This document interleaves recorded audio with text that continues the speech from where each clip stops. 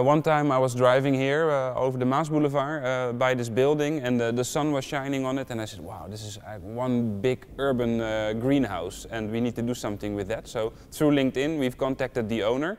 1 week later we had a tour, 2 weeks later we had the key. It was really amazing. So we were in this swimming pool and we just started experimenting, just started learning by doing, collecting coffee waste, mixing it, trying all these kinds of different substrate mixes. And it took us about 8 months to figure out the right substrate mix and to produce mushrooms on a regular basis. Coffee is, after oil, one of the most traded commodities in the world. In Holland alone we throw away 120 million of kilo coffee away every year, and in the Rotterdam area 6 million kilo of coffee we throw away. And we collect that coffee with a cargo bike and use that for the input for our production. So here we are in the growing room of our farm. Here you can see a bag of coffee substrate that we've produced just a few days ago. It's still black, you can recognize the coffee. And here is a bag that is more white. The white is the root system of the mushroom and it's grown completely through.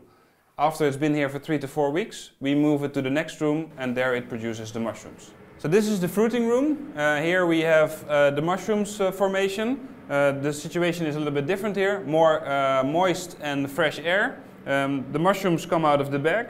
They start like this and they form completely in about 5 days.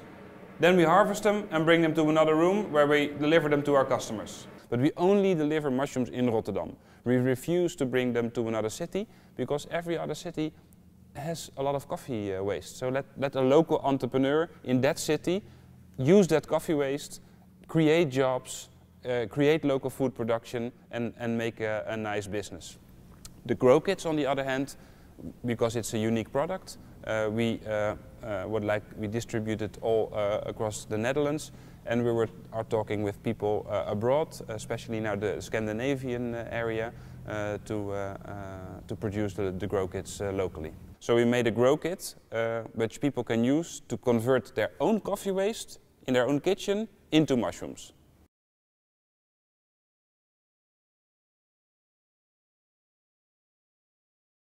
First thing is that we work by the Semco style. So Ricardo Semler has introduced this democracy on the workplace. So the whole team decides everything together. So if there's an important decision or we hire somebody, we have a team of 4 people now, we decide together if we do it and how we do it. So everybody has a team, decides. It's not me and Mark, my partner, that we say, okay, we're going to do this, we're going to hire that person. We do it together. That's one. The second thing is that not all the products we make is for profit. So, for example, the compost at the end of the process, it costs us more money and time than it gives us money.